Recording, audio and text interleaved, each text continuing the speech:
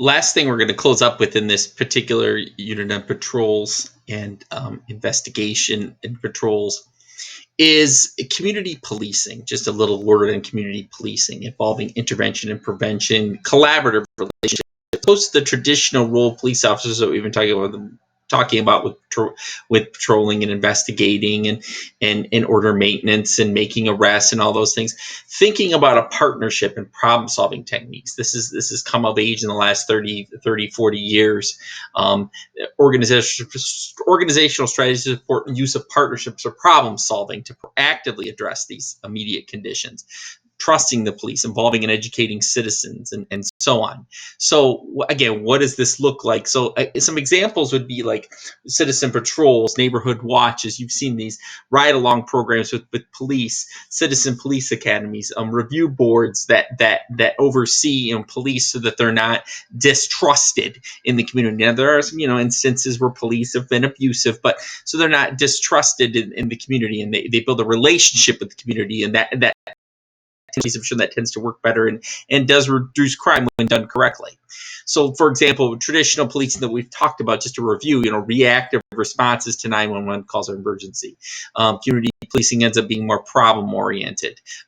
Prevention, early intervention, community policing, whereas regular policing is incident-driven. You have an incident, you go respond to that incident, you take the appropriate action, making an arrest. An us versus them mentality. What that means is like, hey, this is the police, they're going to come get us, they're here to enforce the law, as opposed to just being an active, trusted community partner. And then effectiveness being measured by arrest rates. How well are they enforcing laws by arresting people, whereas the effectiveness is measured by the absence of crime.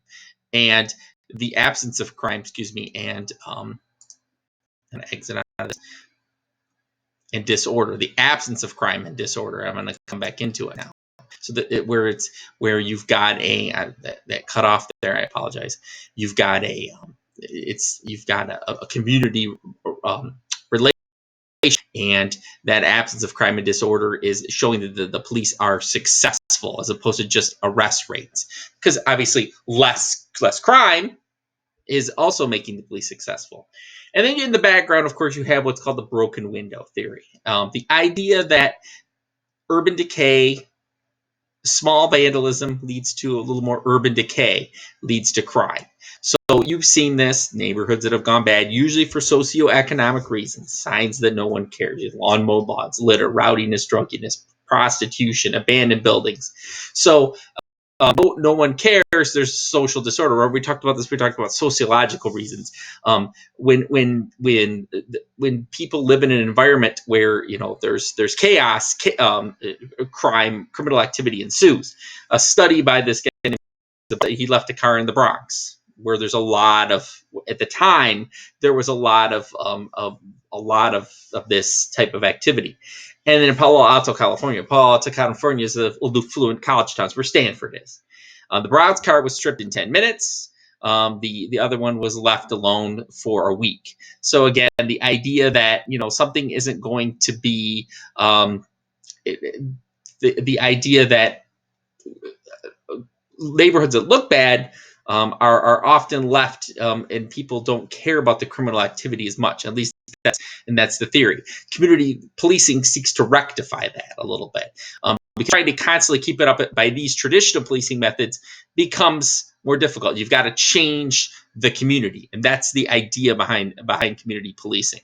So again, with this, you're going to be asked to make a line, draw a line matching the correct description to the type of policing. These can be used. Let me put my pointer on. These can be used multiple times.